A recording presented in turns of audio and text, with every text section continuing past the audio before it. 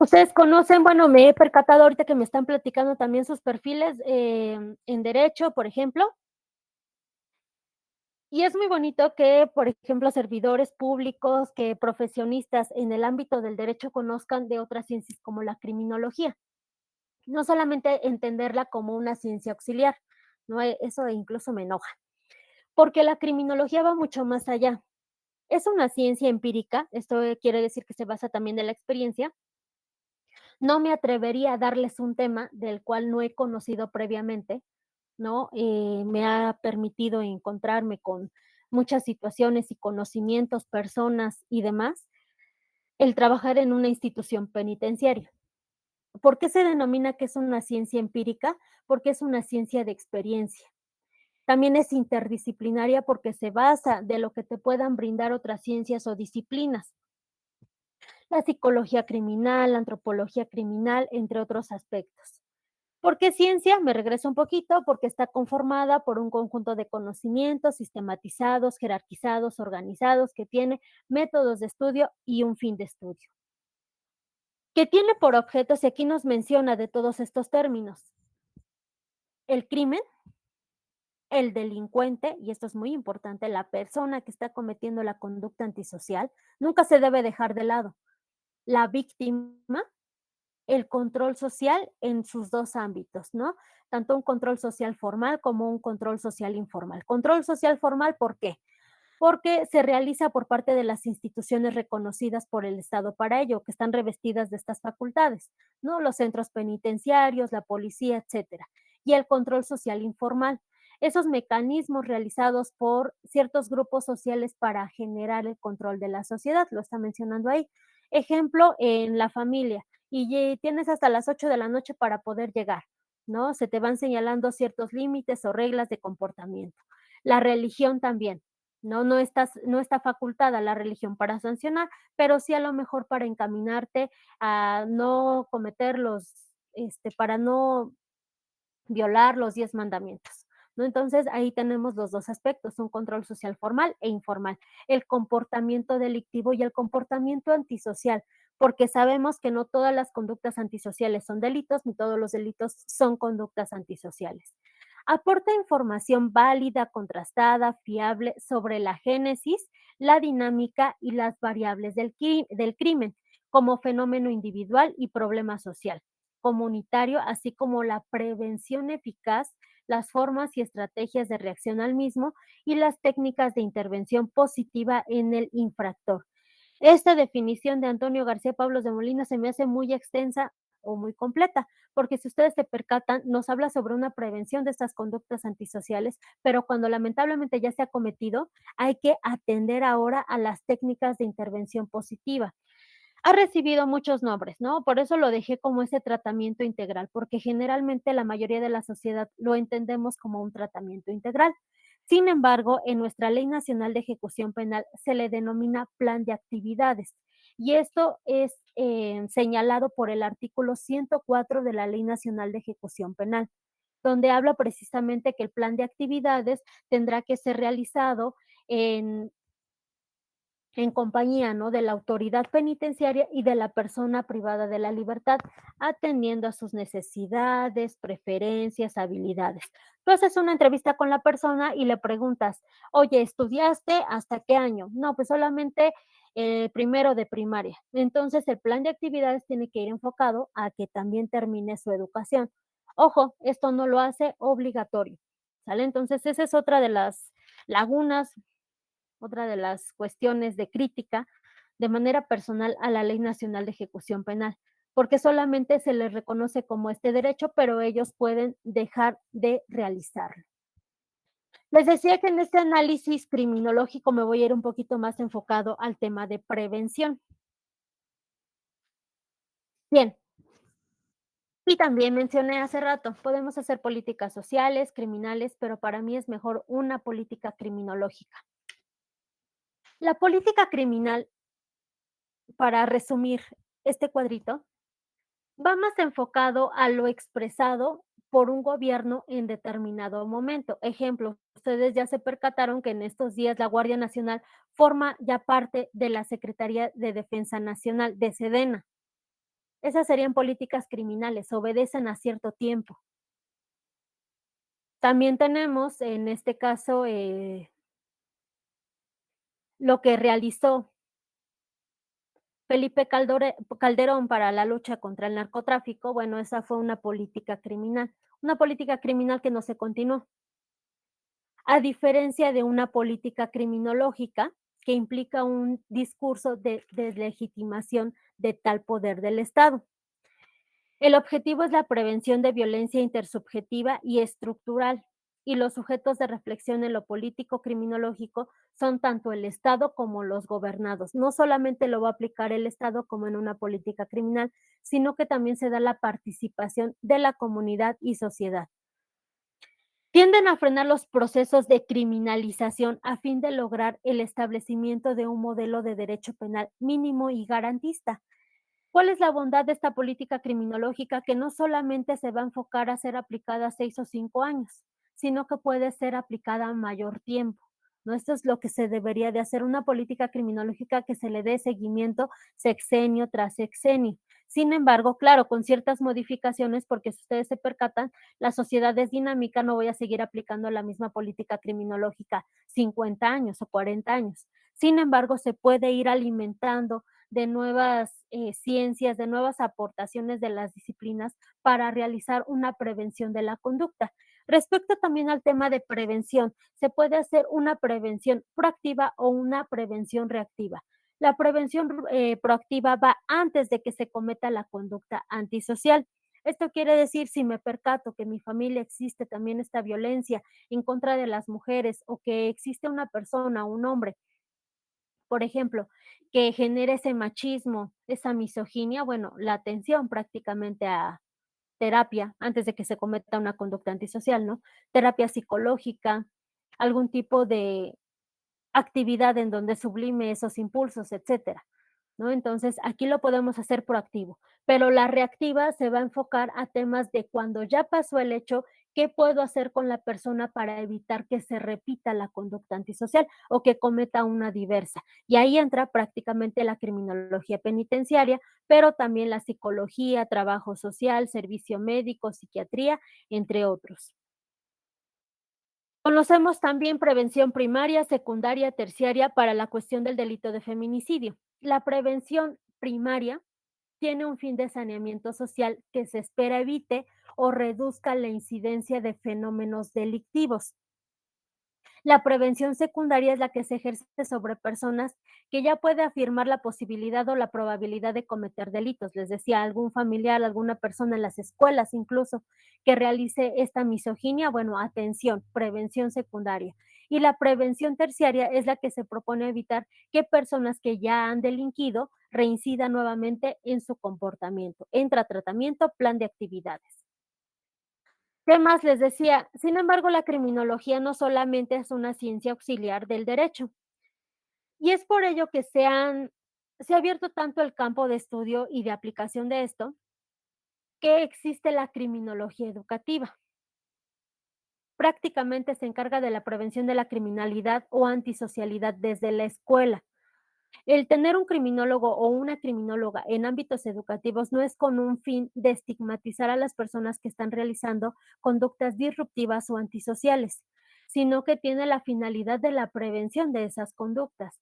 La visibilización, por ejemplo, el trabajar con las emociones o algo que muchas veces las escuelas no realizan porque van más enfocadas a un modelo de matemáticas, español, ciencias naturales, historia, geografía y no la atención al desarrollo personal de cada uno de los estudiantes o de las niñas que asisten a estos espacios.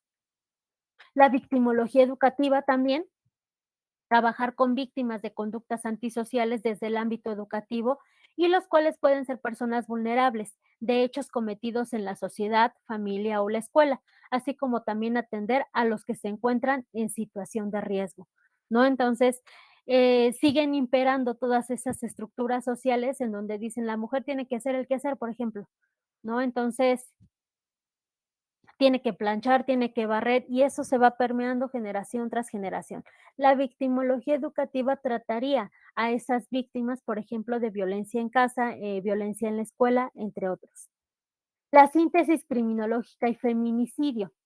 Por síntesis se entiende la composición de un todo por la reunión de sus partes. En algunas otras bibliografías se menciona como enfoques criminológicos, ¿no? Y en estos enfoques están conformados por la sociología criminal, como estas estructuras, el tema de la conducta antisocial del feminicidio como una desviación social. La criminalística que atiende a este estudio de las ciencias naturales enfocados al indicio. La victimología, el atender también a las víctimas ofendidos por el delito de feminicidio y qué características presentan estas víctimas, con la finalidad también de la prevención. La penología, en este caso, las penas y las medidas de seguridad. ¿Cuáles serían esas diferencias entre una pena y una medida de seguridad? Bueno, la pena va más enfocada a una persona que es imputable, las medidas de seguridad a personas inimputables, por ejemplo, que tengan una enfermedad mental, que también lo vamos a ir abordando un poquito más adelante respecto al tratamiento integral. Antropología criminal, no como el inicio, ¿no? Ustedes recordarán en la obra del Tratado Antropológico Experimental del Hombre Delincuente, César Lombroso habla sobre las características físicas que debían tener los hombres para la comisión de conductas antisociales de estos delitos. La frente amplia, la nariz ancha, los pómulos pronunciados, entre otros aspectos, la barba rala, y que se asemejaba más a un hombre, no, a un mono. Todo esto ya ha evolucionado y se va más enfocado a una antropología cultural. Nosotros sabemos que vivimos en una cultura machista, ¿no? Y esto también va a generar que la persona minimice, que la persona normalice la violencia contra la mujer. Psicología criminal y la biología criminal. Hay muchos temas respecto a esta biología criminal del por qué se puede cometer en la conducta de feminicidio. En la cuestión del control de impulsos, en la alteración fisiológica del cerebro, por ejemplo, o la formación del cerebro, entre otros aspectos.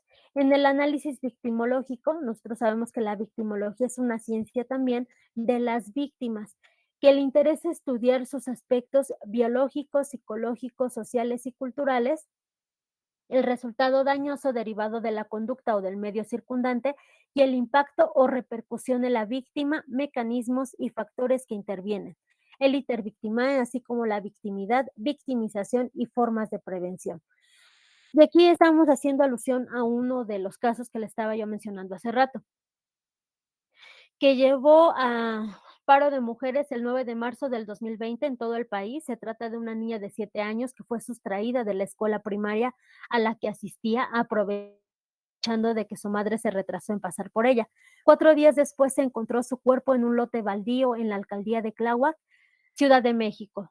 Conforme a las notas periodísticas, la conducta fue realizada por 2 personas, un hombre y una mujer, que eran pareja sentimental. Él le pidió a ella que le consiguiera una novia joven, que le durara mucho tiempo, que le hiciera un regalito, una niña para que fuera su novia toda la vida. La mujer cumplió con el deseo de su marido y la historia implica tanto la participación de un hombre y una mujer en el delito de feminicidio. ¿Qué hace alusión a este caso? Pues es evidente que se cosificó a esta niña, se le consideró un objeto del que se podía disponer libremente, un regalito, alguien que por ser mujer era usable, prescindible, maltratable y desechable. Bien, ahora sí ya entramos a nuestro tema, ya analizamos desde una perspectiva jurídica, criminológica, victimológica y entramos al tema de perfil criminológico.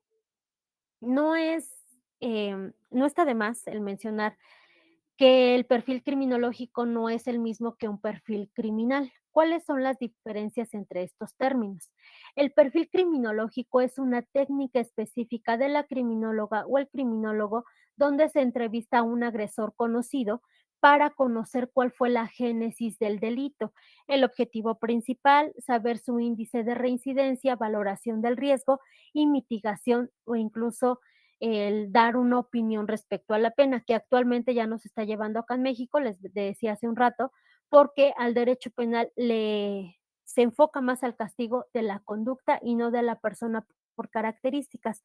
No pretendo decir que vamos a realizar o vamos a maximizar la pena, si la persona ya me percaté que tiene cogniciones machistas, un desarrollo de vida totalmente contaminante, etcétera, sino que pretendería enfocar el tratamiento a ciertos puntos, no a ciertas necesidades de estas personas. La característica principal del perfil criminológico es que lo va a realizar la criminóloga o el criminólogo a través de una entrevista de un agresor conocido. Esto quiere decir, tengo frente a frente a la persona, voy a realizar este procedimiento, este proceso de entrevista, esta técnica de entrevista. Voy a preguntar cuál es su nombre, su edad, fecha de nacimiento, lugar de nacimiento, algún alias, apodo, sobrenombre, su último grado de estudio, su última ocupación o cuáles han sido sus ocupaciones, porque obviamente también me puede referir inestabilidad en sus puestos, ¿no? En sus puestos de trabajo. En uno duró un mes, en otro duró 2 meses, qué religión profesa, si tiene creencias, por ejemplo, en la Santa Muerte, San Judas Tadeo del báculo izquierdo, si también genera satanismo, por ejemplo. Todo eso vamos a ir preguntando a través de la entrevista para generar el perfil criminológico, su desarrollo escolar, su desarrollo social, sentimental, etcétera. Y el perfil criminal va a cambiar acá porque es una técnica especializada de la investigación criminal, donde se realiza una búsqueda de características sobre un agresor desconocido. Esto quiere decir, existe un lugar de intervención, se privó de la vida a una mujer, estaba en un espacio público, por ejemplo, pero no se tiene a una persona que sea el sospechoso de tal conducta. Y ahí se aplica el perfil criminal, que va más enfocado a agresores desconocidos. Analiza diferentes vertientes o aspectos, por ejemplo, la escena del crimen, el modus operandi, la firma, la victimología y el perfil geográfico, ¿no? Entonces, esto está realizado por especialistas en la investigación criminal, en esta criminología forense, a diferencia del perfil criminológico. Perfil criminológico lo utilizamos más en instituciones penitenciarias. Ahí les dejo una pequeña infografía de las diferencias entre el perfil criminal y el perfil criminológico. Doctora, hay una ¿Hay pregunta. alguna aportación? Sí, adelante, adelante. Dice Ana Ortega, ¿el perfil criminológico es lo mismo que criminología clínica o también tiene sus diferencias? Okey, la criminología clínica incluso la puedes ocupar en la criminología educativa. Ya va cambiando también un poco más este término, por ejemplo, cuando lo utilizas en espacios o ámbitos o instituciones penitenciarias, y hay que denominarla como criminología penitenciaria, porque ya no solamente se está enfocando a, en un principio, como lo hacía, determinar la peligrosidad, por ejemplo, si era un nexo endocriminal, entre otros aspectos, ¿no? Ya también va cambiando todos estos temas respecto a la criminología penitenciaria. Ya no solamente estamos valorando el riesgo de la persona, sino que también se analiza la conducta. Va un poquito más allá. No sé si hay otra pregunta.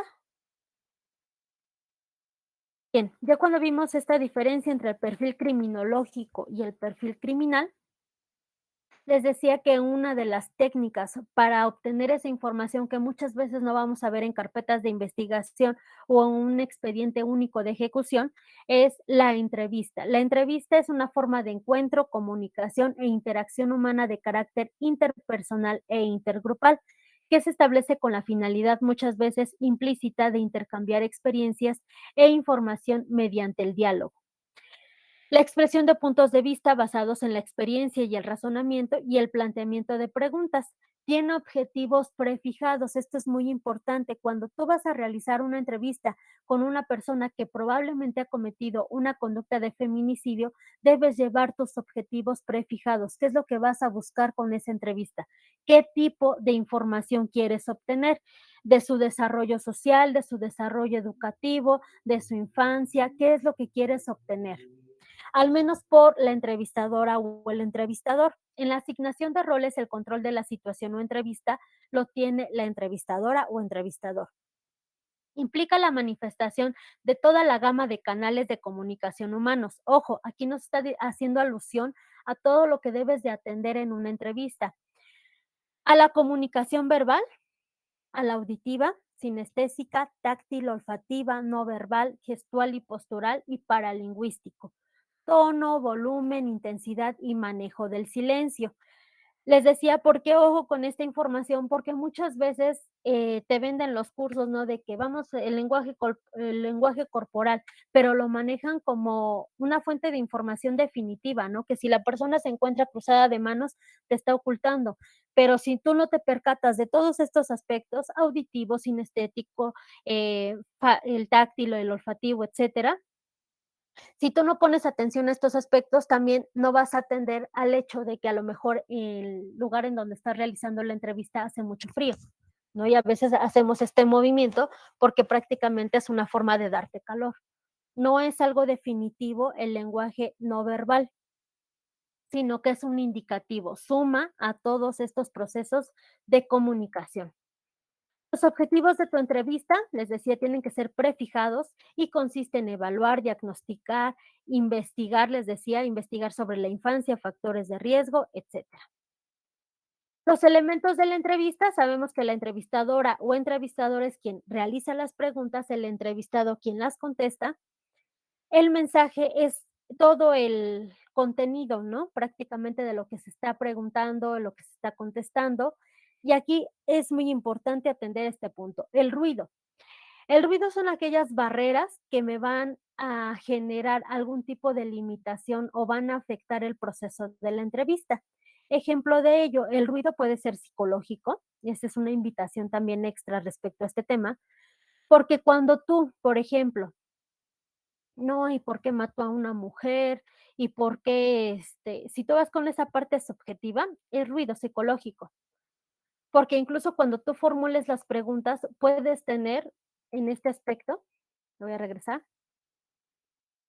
en el aspecto paralingüístico, un tono o un volumen o una densidad alta, ¿no? Cuando estás preguntándole, prácticamente no estás haciendo una entrevista, estás haciendo un interrogatorio. Y eso es generado por un ruido psicológico.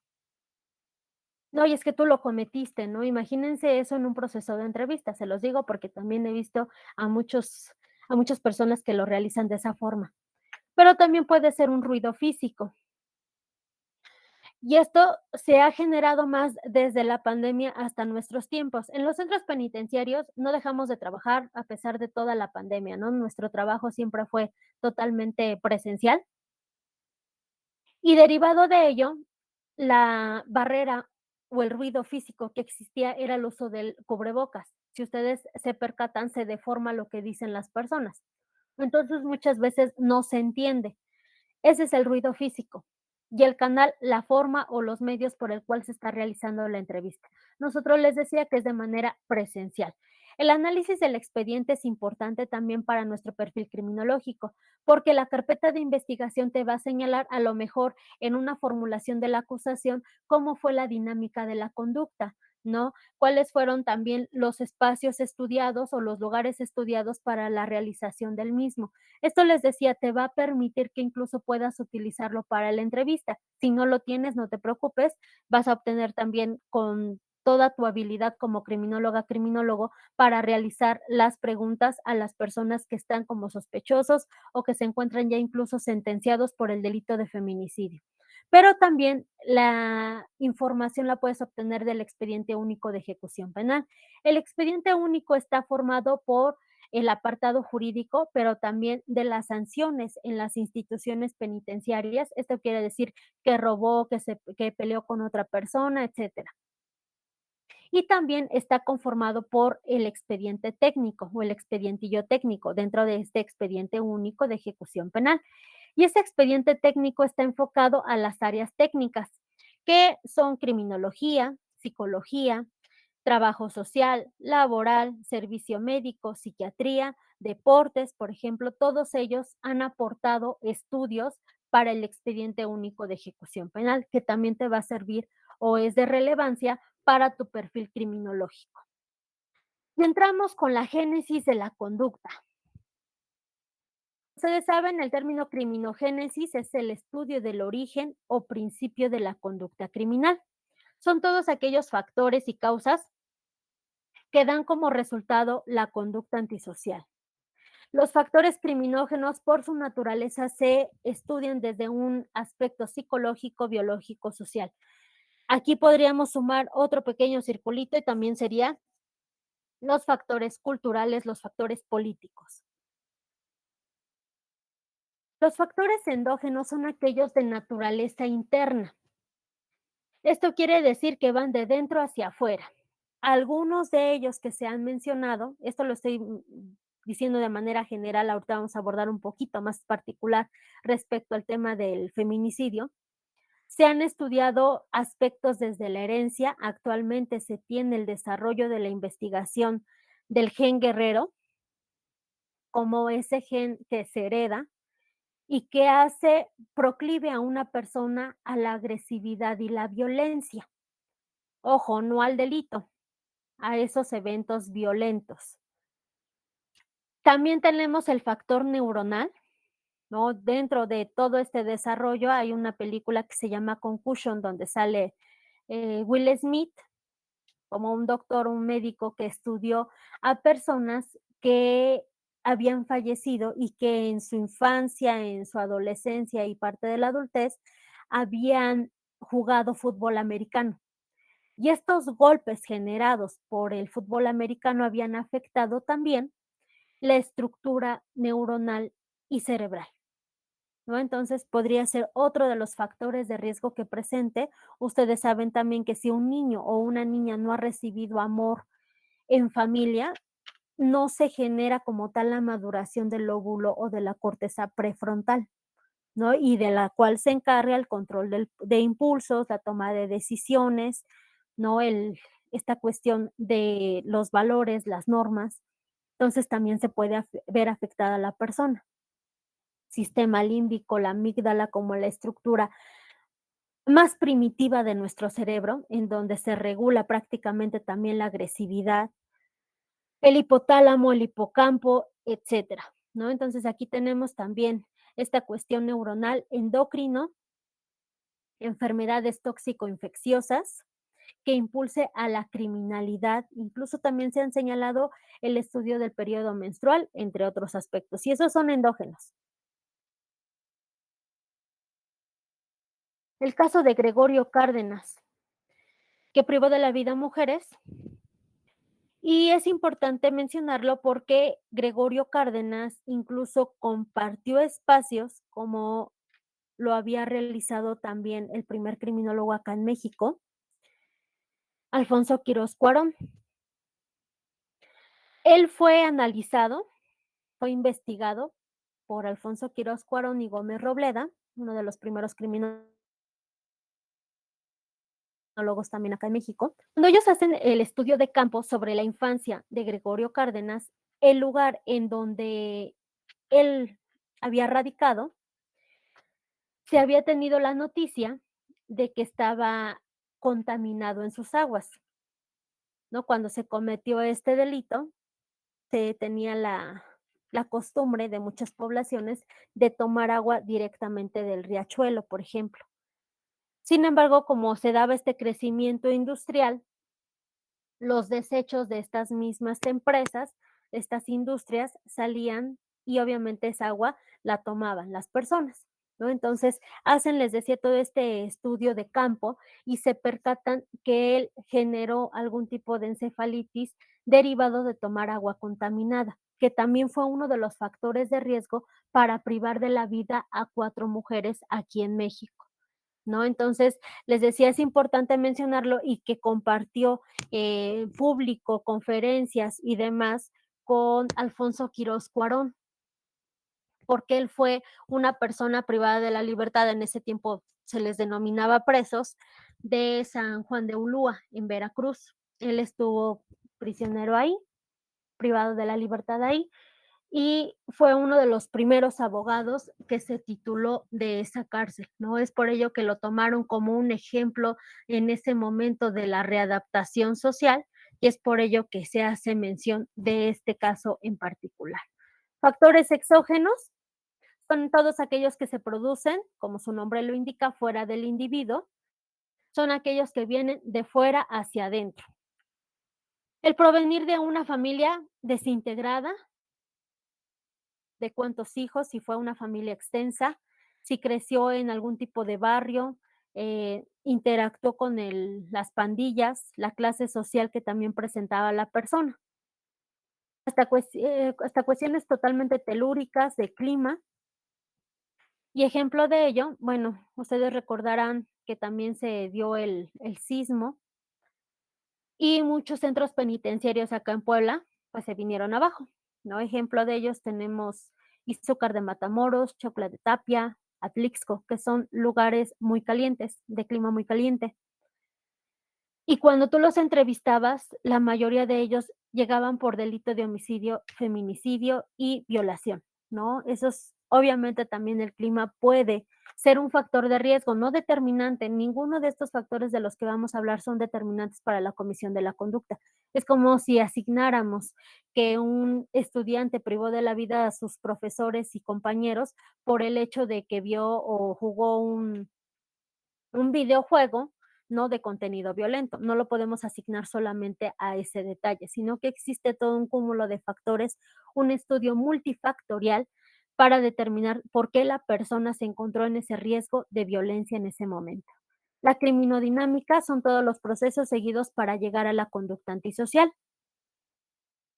Y en este orden, en la criminodinámica se valora los factores predisponentes que generalmente son de naturaleza interna, los factores preparantes que generalmente son de naturaleza mixta, pero también externa o exógena, y los factores desencadenantes. Aquí hace mención, no voy a entrar tanto a detalle, no crean que me quedé en la criminología viejita. Rodríguez Manzanera menciona que el factor desencadenante es la gota que derrama el vaso, ¿no? Entonces, predisponente predispone anticipadamente algunas cosas o el ánimo de las personas para un fin determinado. La existencia, por ejemplo, de estrés, depresión en una persona, obviamente en esta disminución de la producción de serotonina, la depresión, problemas digestivos, ansiedad, deficiencias inmunológicas, etcétera. Los preparantes son aquellos que preparan durante toda su vida al individuo para que cometa la conducta antisocial. Generalmente les decía que son exógenos o que son mixtos. Ejemplo, el consumo de sustancias tóxicas, de drogas, que generan tanto una afectación individual como en el pensamiento, juicio, memoria, pero también social, el comportamiento de la persona con los demás integrantes del tejido social. Y el desencadenante es el que precipita los hechos, es el punto final del drama, fue despedido, por ejemplo, encontró a alguien, con su pareja, etcétera. Es la gota que derrama el vaso, por desgracia, en la realidad el factor desencadenante es el que más se toma en cuenta para el conocimiento de un hecho. Aquí resultaba incluso molesto que en Puebla dieron una noticia de le quitaron la vida por comer tacos con su amante. Y obviamente ese tipo de títulos va enfocado a lo morboso y no al ámbito científico, ¿no? El poder explicar toda esta violencia contra la mujer desde otras vertientes y no solamente a la última noticia del por qué se llevó a cabo la conducta antisocial. Tenemos un pequeño caminito. Esto sería, por ejemplo, para la conducta antisocial del bullying. Hay algunos nuevos términos, se maneja el modelo del triple riesgo delictivo que les va a ayudar bastante para un perfil criminológico, para personas que han cometido el feminicidio. Y los factores de riesgo personal van enfocados a estos factores internos. Tenemos predisposiciones, competencias, habilidades, ¿no? ¿Qué habilidad se puede manejar? El conocimiento o el uso de armas de fuego, ese manejo que se tiene de la persona. Obviamente, incluso no todos sabemos disparar, no sabemos cómo funciona un arma de fuego, pero imaginemos a un policía que ha privado de la vida a su esposa, tiene estabilidad del manejo de armas. Son factores de riesgo personal. Rasgos de personalidad, un trastorno antisocial de la personalidad, un trastorno narcisista de la personalidad, que son algunos de riesgo para la comisión de la conducta feminicida. ¿No? También hablemos del trastorno límite de la personalidad. Formas de pensar, sentir y obrar que privilegiamos sobre todo en determinadas situaciones. ¿Qué ejemplos podemos dar en los factores de riesgo personal? Por ejemplo, las creencias antisociales, Esto quiere decir que voy a generar más beneficio cometiendo una conducta antisocial, ¿no? Por ejemplo, el robo, el privar de la vida a una mujer. Voy a satisfacer esas necesidades psicológicas que estoy presentando, esas motivaciones que tengo. ¿Qué más se puede dar como ejemplo en factores de riesgo personal? Bueno, tenemos las cogniciones machistas, precisamente en el tema de feminicidio. La mujer no vale nada, no hay todo un estudio que se ha realizado también del por qué los hombres pueden mantener a hijos de otras parejas que sus hijos propios, ¿no? Porque obviamente con la nueva pareja sigue generando ese poder sobre la misma y no con la anterior pareja, entre otros aspectos. ¿No? ¿Qué más podemos mencionar de los factores de riesgo personal? Impulsividad, baja tolerancia a la frustración. También tenemos esta cuestión de hablar sobre los temas de agresividad, les decía, porque la agresividad es innata. La agresividad la tenemos todos los que estamos presentes en esta plática. Lo que se diferencia es para la cuestión de la violencia, ¿no? Entonces, estos son factores de riesgo personal. Algún trastorno de personalidad también entra en este tema. Los factores de carencia y de apoyo prosocial. Las personas diferimos en cuanto a la ayuda o soporte que recibimos de la familia, los amigos, las instituciones, la sociedad. Se supone que cuando tú creces en un hogar, en una familia, estos miembros te deben de dotar de amor, de apoyo, ¿no? Prácticamente.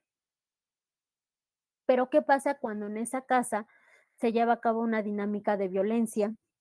Una familia desintegrada, disfuncional, contaminante, ¿no? Porque la mayoría de sus miembros ha estado en instituciones penitenciarias y por parte de los hijos se ha banalizado o normalizado la institución. Pues mi papá estuvo y estaba bien, no pasaba nada, ¿no? Siempre teníamos comunicación. Había niños que incluso asistían a visitar a sus papás todos los días, antes de la pandemia, todos los días, desde las 2 hasta las 5 de la tarde. ¿No? Entonces, aquí nos percatamos y sábado prácticamente se iban todo el día, domingo se iban todo el día. Cómo esto puede generar también una normalización de estos espacios, las instituciones de la cárcel, que obviamente no afectan a su desarrollo, de lo que es lo bueno y lo malo. Algunos Doctora, ciudadanos tienen adelante, adelante. ok, hay 2 comentarios. Ana Ortega dice: "El libro de Gerardo Pamanes de Criminología Contemporánea está muy bien explicado", solo como comentario. Y hay otro de Ángel Duarte: "¿Un trastorno psicopático de las personas también entra en lo que comentó?". Okey, psicopatía. Hablar de este tema también puede generar que no atienda a lo que siente la otra persona. Sí, psicopatía también podríamos mencionarlo como un factor de riesgo personal.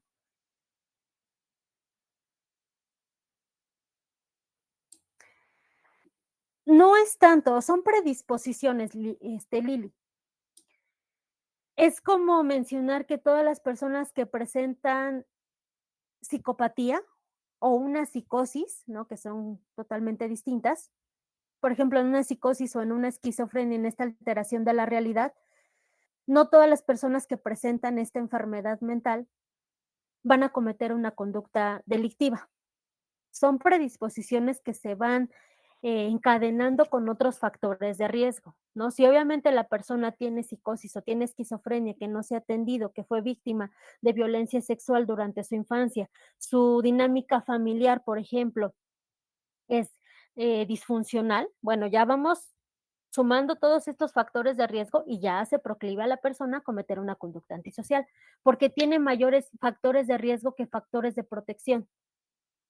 A lo mejor su único factor de protección es que va a la iglesia, pero imagínense, mi familia disfuncional estaba en la cárcel, yo tengo esquizofrenia, no tengo o no llevo medicamento, por ejemplo, o mi medicamento es muy esporádico, no llevo como tal un tratamiento que yo estoy siguiendo.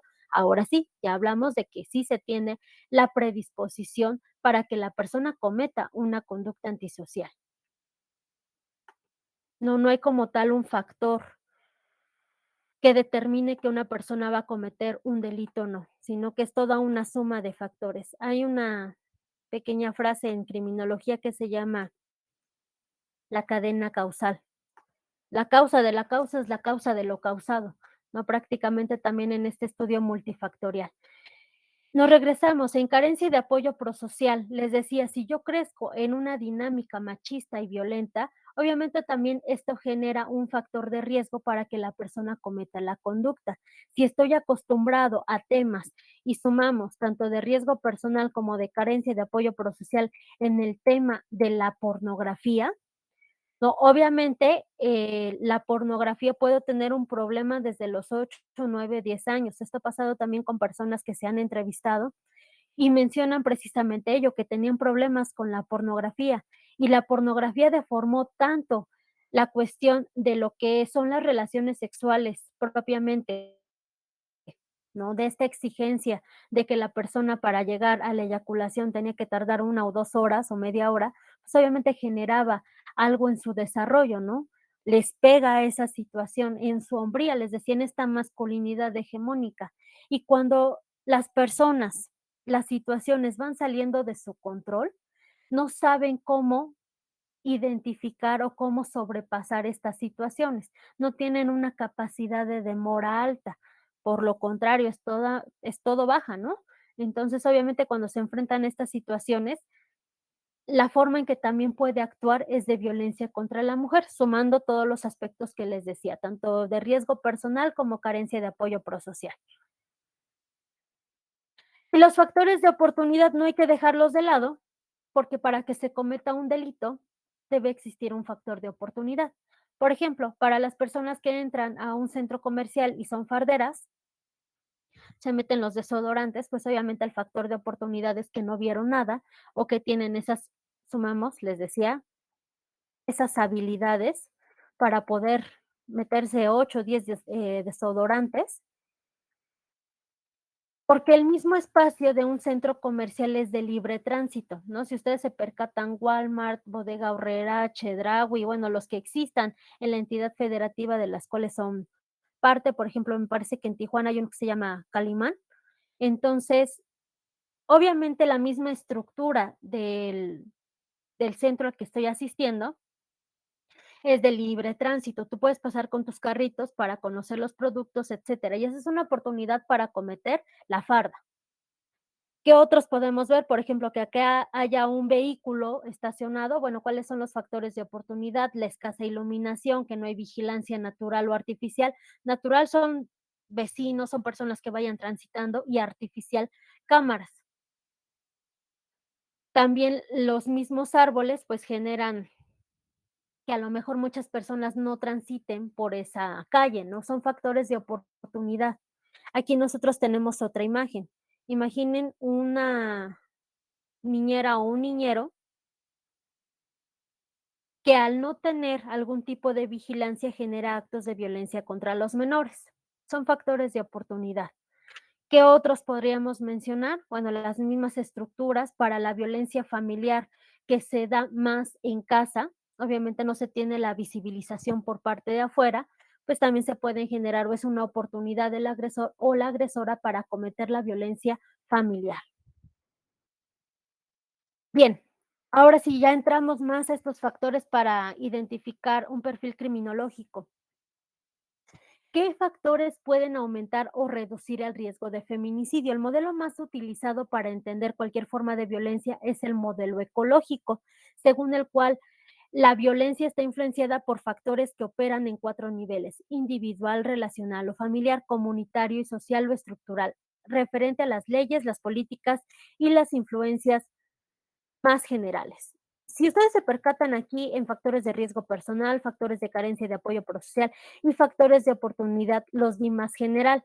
Me voy a regresar a este de factor de oportunidad porque en México, lamentablemente, la deficiencia de la investigación por parte del Estado genera una oportunidad para seguir cometiendo el feminicidio, ¿no? ¿Cuántos casos no se han presentado que las mismas personas se han, dirigido al Ministerio Público por una orden de presentación y los dejan libres, y con posterioridad se escapan y quedan impunes esos feminicidios, ¿no? Sigue siendo un factor de oportunidad toda esta, les decía, esta cultura de impunidad por parte de las autoridades, la deficiencia de las investigaciones, también la falta de personal en el servicio público, entre otros aspectos, forma parte del factor oportunidad.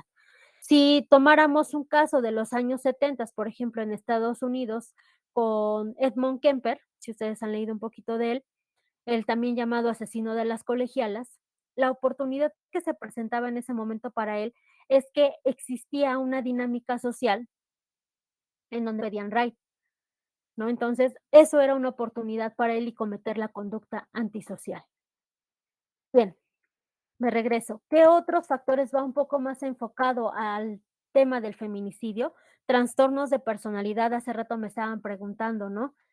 Bueno, una psicopatía, diferente también a un trastorno antisocial de la personalidad, desempleo u ocupaciones no calificadas, ser propietario de un arma de fuego por el trabajo, por ejemplo, les decía el caso de un policía, amenazas de matar con un arma, forzar a la pareja a tener relaciones sexuales, consumo problemático del alcohol y uso de drogas ilícitas, les decía que tanto afecta un nivel particular como también un nivel social. Problemas de salud mental, cogniciones machistas o de primacía masculina y misoginia, ese es otro factor de riesgo, celos patológicos y antecedentes de conductas antisociales.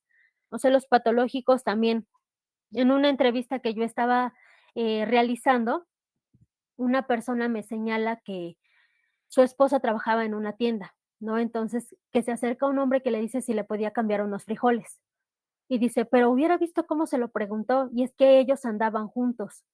Posteriormente, él la privó de la vida, ¿no? Y fue por una lata de frijoles. Entonces, aquí nosotros nos estamos enfocando cómo es el daño también de los celos patológicos, aunado a otro tipo de factores de riesgo. El nivel familiar relacional, maltrato infligido anteriormente a la pareja, en particular a la mujer que mataron, tipo de relaciones que establece, aumento de frecuencia o intensidad de episodios violentos, amenazas, estado de relación y denuncia de la víctima, nueva relación de la pareja. Y en un nivel social estructural, la cuestión del machismo, les decía, culturalmente se ha generado toda una minimización o cosificación de la mujer, desigualdad por razón de género, incluido escaso número de mujeres entre los funcionarios gubernamentales, reducciones de los gastos sociales del gobierno en áreas tales como la salud y la educación, las escuelas.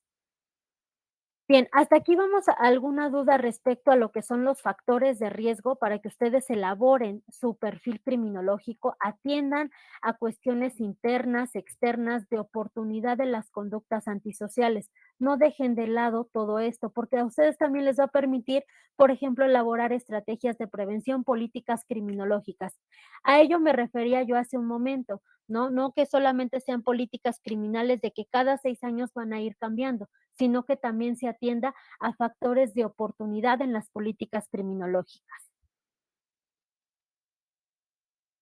En el análisis de la conducta feminicida, debemos de conocer qué tipo, qué modalidad delictiva se está dando respecto al feminicidio. Si es un feminicidio íntimo o familiar, ¿a qué se refiere? Que son cometidos por varones dentro de su familia cercana o extendida. Esto lo vamos a enfocar, les decía, un poco más al ámbito criminológico, porque en el ámbito jurídico se menciona feminicidio, ¿no? En estas modalidades delictivas, esta modalidad de la conducta antisocial va más enfocado a un estudio criminológico. Íntimo y familiar, les decía que son cometidos por varones dentro de su familia cercana o extendido. Suele usarse para hablar del asesinato de la pareja o la expareja, independientemente de la relación legal entre las dos personas, ¿no? A lo mejor en este momento ya se encontraban solteros, ya estaban divorciados y pues se genera una modalidad delictiva íntima o familiar. El asesinato por honor, esto también se da en muchos países, porque se menciona que han deshonrado a la familia. Entre los motivos más habituales incluye ser víctima de violación y ser acusada de adulterio. El feminicidio racial, el componente de género se suma a un factor étnico. Cuando se analizan estos ámbitos, cuando se engloban diferentes ay, no, no deja de compartir, permítame.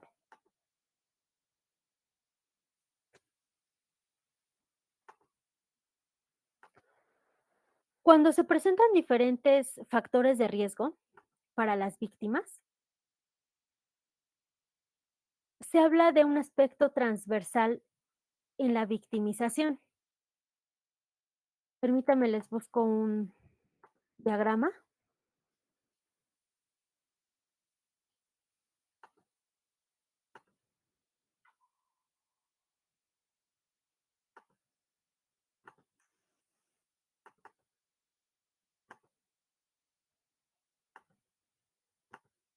Permítame.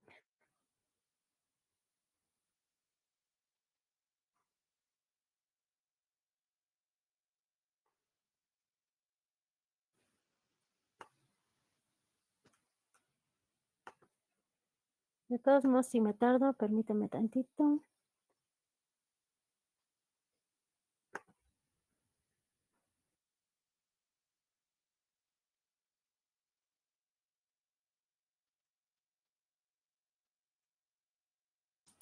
Bien, ahorita lo sigo buscando y se los paso, por favor. Ok. Le leo mientras una pregunta, doctora. Sí, sí, está bien, muchas gracias. Dice Ángel Duarte, ¿el encanto superficial también puede ser considerado un factor de riesgo y de qué tipo? Bien, esa ya la encontré. Voy a regresar. Damos contestación primero a la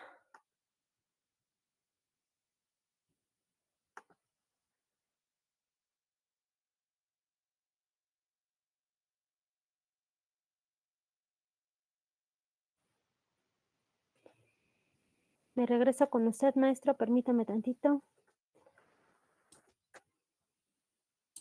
Sí, Aquí está. Okey.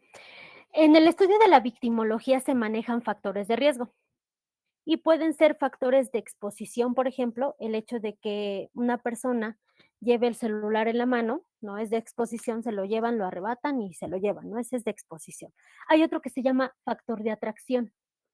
¿Y cómo podemos ejemplificar y darle contestación a Ángel Duarte? Creo que han visto la mayoría de ustedes la película del perfume. Y en esa película del perfume, las víctimas eran pelirrojas, si ustedes se acuerdan. Ah, creo que lo estás enfocando más, Ángel Duarte, al victimario, ¿verdad? Bueno, pero contestamos el de la víctima. Entonces, en ese factor de atracción, por ejemplo, puede ser ciertas características físicas de la víctima que atraen al victimario. Ese es el factor de atracción.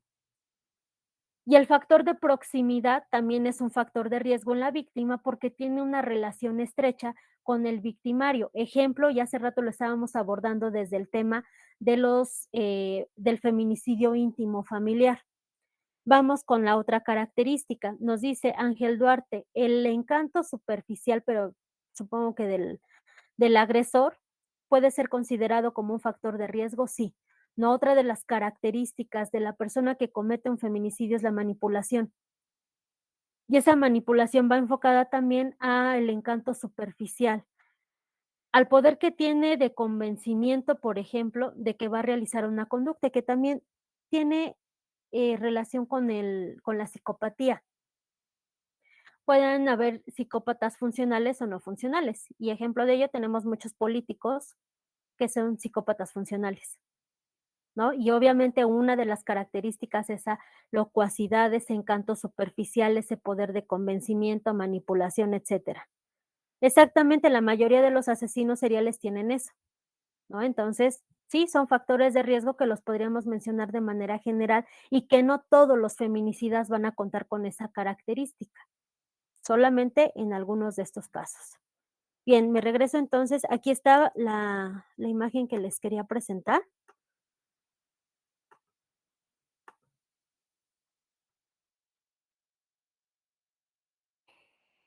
En este análisis transversal, pero también interseccional, muchas veces vamos a encontrar, por ejemplo, en las víctimas de feminicidio, que se puede presentar un factor de riesgo de edad, pero también de orientación sexual, o sea que, por ejemplo, la mujer sea lesbiana. y que la edad que presente sean 17, 16 años. ¿Qué otro se puede dar como ejemplo? Que su nacionalidad sea un factor de riesgo junto con una discapacidad. Si ustedes se van percatando, pueden ir conformados con otros factores de riesgo. Me regreso a nuestra presentación. Y eso es ejemplo del feminicidio racial. Existe un componente de género, pero se suma un factor étnico en este análisis interseccional de lo que es la víctima. En estos casos, el asesino mata a la víctima tanto por ser mujer como por tener rasgos culturales y físicos diferentes a los suyos. Feminicidio en serie suele darse cuando un varón mata a mujer de forma repetida para obtener placer sexual sádico. En general, estos asesinatos se producen por trauma o por asfixia. Y aquí les decía hace rato, ¿por qué es importante tomar estos temas o tocar estos temas? Es también una invitación si están en ámbito de educativo. En ocasiones se atribuye el feminicidio en serie a la pornografía. No íntimo, es la muerte de una mujer cometida por un hombre desconocido con quien la víctima no tenía ningún tipo de relación. Ejemplo de ello, una agresión sexual que culmina en el asesinato de una mujer a manos de un extraño. El infantil es la muerte de una niña menor de 14 años de edad cometida por un hombre en el contexto de una relación de responsabilidad, confianza o poder que le otorga su situación adulta sobre la minoría de edad de la niña. Aquí hablamos de otro aspecto interseccional, tanto por la edad de la víctima, pero también por la cuestión de género. Por conexión, hace referencia al caso de la muerte de una mujer en línea de fuego por parte de un hombre en el mismo lugar. Esto quiere decir que iba a matar a una mujer, pero estaba su amiga y también la priva de la vida.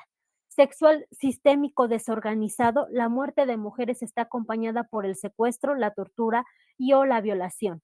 Y el sexual sistémico organizado se presume que en estos casos los sujetos activos pueden actuar como una red organizada de feminicidios sexuales, con un método consciente y planificado en un largo e indeterminado periodo. Ejemplo que también vaya enfocado al tema de una delincuencia organizada, de una trata de personas.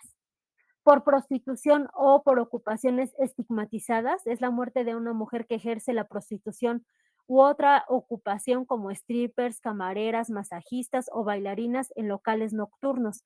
Y esto de prostitución o por ocupaciones estigmatizadas, recientemente en Facebook, estaba yo checando esa plataforma, y se mencionaba de manera como noticia que muchas mujeres que pertenecían o que realizaban todo esto de OnlyFans habían sido privadas de la vida.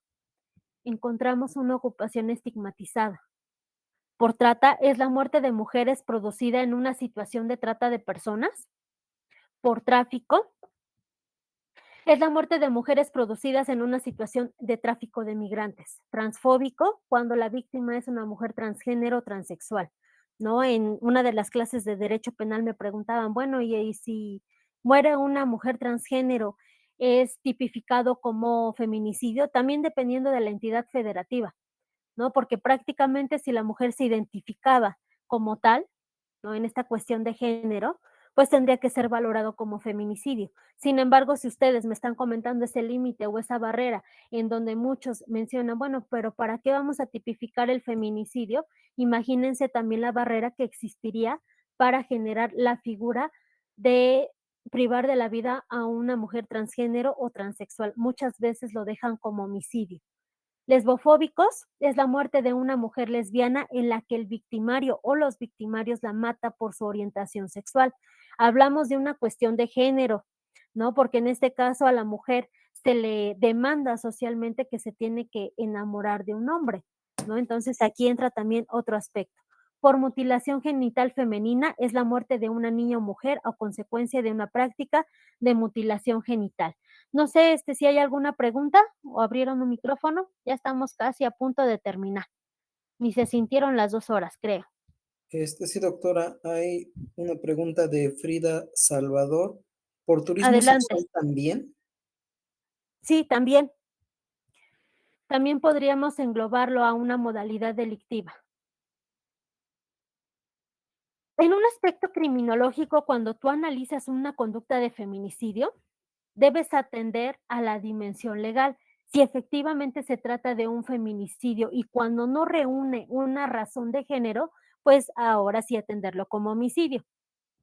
La dimensión del agresor teniéndose en este caso a la persona de estudio, quien cuenta con factores de riesgo, tanto en el aspecto biológico, psicológico, social y cultural. Biológico, les decía, ¿no? También hay un estudio, y siempre recomiendo este libro que es de Adrián Rein, que se llama La anatomía de la violencia, en donde habla precisamente de un experimento que se realiza con 2 grupos de personas que habían salido de centros penitenciarios y uno de ellos se enfocaba a una vida saludable. Esto quiere decir ejercicio, buena alimentación, y otro grupo que iba enfocado a un aspecto de vida, a un desarrollo de vida, pues insalubre, ¿no? La persona no se bañaba, consumía drogas, comía comida chatarra, hamburguesas, papitas, refresco, etcétera.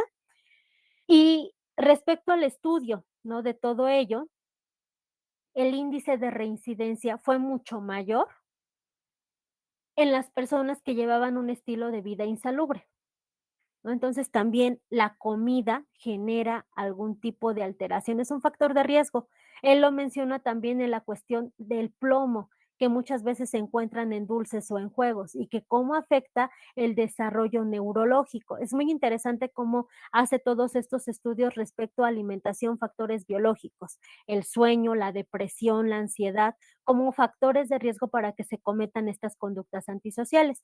Les decía, psicológico trastornos de personalidad, este, trastornos, de psicopatía, por ejemplo, o lo que es la psicosis, la alteración de la realidad, también puede generar que cometa estas conductas. Tenemos dimensión de la víctima, cuál es su desarrollo, los factores de riesgo y la dimensión espacio-temporal o la oportunidad, no lo dejen de lado. El riesgo de violencia, ¿en qué consiste? Es un procedimiento técnico para estimar la probabilidad de aparición futura de conducta violenta. Es un análisis integrativo entre los factores de riesgo, pero también los factores de protección. Y aquí dejamos este diagrama, ¿no? ¿Cuáles son los factores de riesgo histórico? Que muy difícil vas a poder cambiar en una persona. Por ejemplo, en este factor de riesgo histórico, la persona de estudio fue víctima de violencia sexual cuando era niño. Tú no tienes una máquina del tiempo para regresar y cambiar esa situación. Lo que sí puedes hacer es trabajar con las secuelas que dejaron ese tipo de acto violento a través de una terapia cognitiva, entre otros aspectos. Factores de riesgo clínicos y factores de gestión de riesgo. Pero también no se podría hacer un análisis integral si solamente analizaras cuáles son los factores de riesgo, como hace rato hacíamos este ejemplo, ¿no? Familia disfuncional, creció en una zona de pandillas, consume drogas, presenta estos sentimientos de vacuidad ante el abandono de la madre, por ejemplo, y que se reproduce con las parejas, celos patológicos, y el único factor de protección de la violencia es que asiste a la iglesia cada 8 días, pero no tiene redes de apoyo, no tiene contacto con la familia o se lleva mal con la familia, no tiene mala relación con su pareja, no tiene una educación, ¿no? Vemos que existen mayor riesgos, factores de riesgo que factor de protección. El HCR20 es la prueba que se realiza y puede ser utilizada por psicólogos, bueno, psicólogos, psicólogas, criminólogos, criminólogas, e incluso hay algunos especialistas que se decantan que también lo pueden utilizar los especialistas en trabajo social. Está conformado por 20 ítems y a partir de ellos se le asigna una calificación 0, 1 o 2.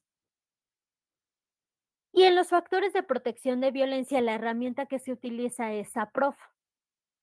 Se valoran los factores de protección internos de violencia, por ejemplo, que su impulsividad sea baja, que tenga una inteligencia adecuada, media. También factores de protección motivacionales de violencia, trabajar esa cuestión, les decía hace rato, de la pornografía, y factores de protección externa de violencia, ¿no? Los lugares en donde interactúa la persona, por ejemplo, que ya no esté en espacios donde existen pandillas o que existe el tráfico de drogas en cada esquina o que ya formaba parte del denominado escuadrón de la muerte, bueno, cambiar toda esa situación y generar mayores factores de protección de la violencia. ¿Cuáles son los usos de valoración del riesgo de violencia? La admisión alta o puesta en libertad, monitorizar el riesgo para individuos privados de su libertad, guiar la intervención para el siguiente tema que tenemos, que es el tratamiento integral, y factores de protección, complementar los estudios de valoraciones de riesgo de violencia teniendo resultados más equilibrados. Si ustedes se remontan a lo que es Rodríguez Manzanera, mencionaba en este aspecto como los factores criminoimpelentes y los factores criminorepelentes. Bien, les voy a dejar la presentación y estas son algunas de las herramientas. HCR20 ya está estandarizado para México. Valorar el riesgo de conductas violentas en pacientes mentales y delincuentes adultos, porque existen otras herramientas de valoración del riesgo de violencia atendiendo a población adolescente. El PSLR, ustedes saben que evalúa la presencia de psicopatía en adultos con un historial violento delictivo. Y es importante que ustedes analicen esto. Predecir el riesgo de violencia contra la pareja o expareja es la EPV 20. Y aquí les dejo, esta es la hoja de codificación. El máximo de calificación que se tiene en esta prueba es de 48 y está conformado también por 20 ítems. Por ejemplo, en estos factores de riesgo se analiza si tiene procedencia extranjera del agresor o de la víctima, separación reciente o trámites de separación, acoso reciente a la víctima, si existió violencia previa, entre otros aspectos. Les paso el link para que ustedes puedan descargar la hoja de codificación. ¿Qué más tenemos? Perfil del agresor, celos muy intensos que ya hablamos hace un momento o conductas controladoras sobre la pareja, historial de conductas violentas con una pareja anterior, historial de conductas violentas con otras personas, consumo abusivo de alcohol o drogas, antecedentes de enfermedad mental con abandono de tratamientos psiquiátricos o psicológicos, conductas de crueldad, de desprecio a la víctima y de falta de arrepentimiento. ¿Te vas a ir así vestida o ese tipo de comentarios? También entran en esta cuestión de violencia del perfil del agresor. Justificación de las conductas violentas por su propio estado, alcohol, drogas, estrés o por la provocación de la víctima. Ok, Alma, ahorita regresamos a las preguntitas, ¿sale? Ya vamos a terminar nuestra presentación. Les decía, les hago la invitación que chequen, también le paso con la maestra Erika la hoja de codificación del HCR20 para que ustedes la conozcan, que la valoración total es de 40. Aquí tenemos el EPV, que es predecir el riesgo de homicidio o de violencia grave contra la pareja o expareja. ¿Qué nos aporta la valoración del riesgo de violencia? Estrategias de reducción de riesgo y protección dirigido a las necesidades individuales bajo el supuesto de que son sensibles a cambiar en el tiempo. Bien, y se categoriza también el riesgo de violencia a través de un riesgo leve, moderado y severo, que muchas veces va enfocado a lo que nosotros ya vimos con todo esto del perfil del agresor. ¿Dónde está la página? Aquí está. Pero también de los factores de protección de la víctima, en este caso, que se encuentra en riesgo de feminicidio. ¿Por qué señalamos este aspecto? Si nosotros nos percatamos en este riesgo leve, existen indicadores de violencia familiar y o sexual, pero son escasas las probabilidades de que la violencia vuelva a repetirse debido a los factores protectores con que cuenta la persona afectada. Por ejemplo, que la mujer que ya vivió una situación de violencia tenga totalmente el apoyo familiar. ¿No? Que cuando la familia se percate que a lo mejor recibió el primer golpe, se la lleva de casa y le dice: "Aquí vas a estar bien, vamos a empezar otra vida, te vamos a acompañar con la autoridad", entre otros aspectos. El riesgo se vuelve leve, porque ya la sacan de ese espacio de violencia. la externan de ese espacio en donde existían conductas de agresión y de violencia. El riesgo moderado. Existen factores de riesgo que incrementan la posibilidad de que la violencia física, psicológica o sexual se vuelva a repetir por la debilidad de los factores protectores y la presencia de factores de riesgo activo en el agresor. Y riesgo severo, existen factores de riesgo detonantes y ausencia de factores protectores también, tanto del victimario como de la víctima. La violencia se agrava poniendo en peligro la integridad física de la víctima. En el caso de violencia familiar, generalmente se trata de una situación de violencia frecuente, de mediana o larga duración, acompañados de amenaza de muerte o daño físico. De esta categoría surgen los casos de feminicidio y las tentativas de feminicidio. Para cerrar nuestro tema, para despedirnos, el tratamiento integral para los victimarios en el delito de feminicidio. La tipología es importante analizar para ver cómo vamos a enfocar cada uno de los tratamientos o este plan de actividades. Y en la primera tipología son los enfermos mentales. Son hombres sin rasgos de violencia ni antecedentes por violencia contra la pareja, pero que padecen algún trastorno mental con sintomatología psicótica, esta alteración de la realidad o la pérdida de contacto con la realidad. La segunda tipología son antisociales y violentos. Son maltratadores que recurren a la violencia tanto dentro como fuera del ámbito familiar, con un amplio historial delictivo y abuso de sustancias. Aquí hablaríamos de un trastorno antisocial de la personalidad, ¿no? En donde la persona constantemente quebranta la normatividad, puede ser tanto de un espacio carcelario así como de la sociedad. Normalizados o no patológicos. No tienen historial delictivo ni psicopatología significativa, aunque puede presentar rasgos dependientes de la personalidad. Hablamos también de un trastorno dependiente de la personalidad y de problemas de apego, ¿no? Entonces, aquí nosotros podríamos abordar estos temas, les decía, entra, por ejemplo, en esta tipología inteligencia emocional, autoestima, que son temas que no son abordados en su desarrollo de vida. Mixtos, comparten atributos de las otras categorías, es decir, son maltratadores que se encuentran en un lugar intermedio entre las dimensiones de antisocialidad, psicopatología y severidad de la violencia contra la mujer. Y cuando se realiza un tratamiento, un plan de actividades tiene que ser valorado por todas las áreas técnicas. ¿Cuáles son las áreas técnicas? Les mencionaba, área de criminología tiene que ir enfocado a la prevención de la violencia y la reincidencia. Área de psicología, tratar con la persona que ha cometido una conducta feminicida respecto a la terapia, tanto individual como grupal o colectiva. El área de trabajo social debe de enfocarse o este tratamiento tanto a la vinculación familiar con las personas que todavía pueden acceder a este tipo de comunicación. Obviamente, si son hijos o hijas, sería muy difícil establecer ese tipo de comunicación, pero la finalidad es también el apoyo que sienta la persona que ha cometido la conducta feminicida. Área de pedagogía, enfocarlo incluso a cuestiones totalmente educativas, culturales, religiosas. Hay algunas instituciones penitenciarias que cuando entran grupos religiosos, los atiende el área de trabajo social y hay otros que los atiende el área de pedagogía, ¿no? Entonces, para que ustedes estén sabedores de esta situación.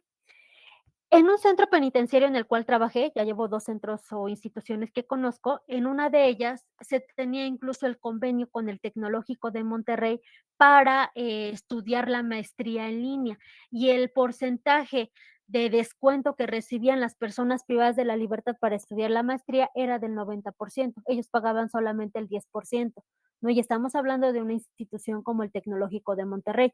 Había otras oportunidades en el área de pedagogía con esos convenios, que la mensualidad para que una persona estudiara una licenciatura iba desde los 120 pesos, y eso podría ser desde la apreciación artística, se llamaba licenciatura en apreciación artística, y otra en educación física, que costaba 120 pesos la mensualidad, ¿no? Área laboral también va enfocado con las bases de organización del sistema penitenciario que nos habla respecto al trabajo y la capacitación para el mismo. ¿no? Entonces, en esta área laboral iba enfocado a que la persona realizara artesanías para su ayuda y también la de su familia. Hacen bolsas de rollizo, de cintilla, trabajan la madera, por ejemplo, trabajan en algunas empresas que se establecen en las instituciones penitenciarias. Hay incluso algunas que son textileras, por ejemplo, son algunas, industrias que se enfocan más a lo que son los desperdicios, también trabajan sobre ello, ¿no? Entonces, es conforme también a las capacidades que tienen las instituciones para generar esta herramienta. Área de servicio médico y psiquiatría. Les decía, una de las características, imaginemos en una persona que pertenece a la tipología número 3, normalizados o no patológicos, es que presenta una sintomatología ansiosa o depresiva. Puede tener un trastorno depresivo incluso mayor y necesita de medicamento atendiendo los aspectos de la psiquiatría, ¿no? Área de servicio médico, si en algún momento presenta enfermedad, también formaría parte de su plan de actividades. Cuando se conjuntan todas estas áreas, se diseña un plan de actividades y ojo, la ley no nos establece a cuánto tiempo se debe de diseñar y de implementar. Sin embargo, en la parte práctica, la mayoría de centros penitenciarios los maneja a 6 meses o a un año. Y no es que termine, por ejemplo, en tentativa de feminicidio o en un feminicidio, que la persona acabe su plan de actividades en un año. Se tiene que hacer un rediseño del plan de actividades y en el otro año le tienes que dar otras actividades, ¿no? Esto tiene que ser totalmente secuencial y no dejar de trabajar con la población que ha cometido una conducta antisocial. Y bien, hasta acá terminamos nuestra presentación. Les agradezco mucho. Vamos con las preguntas.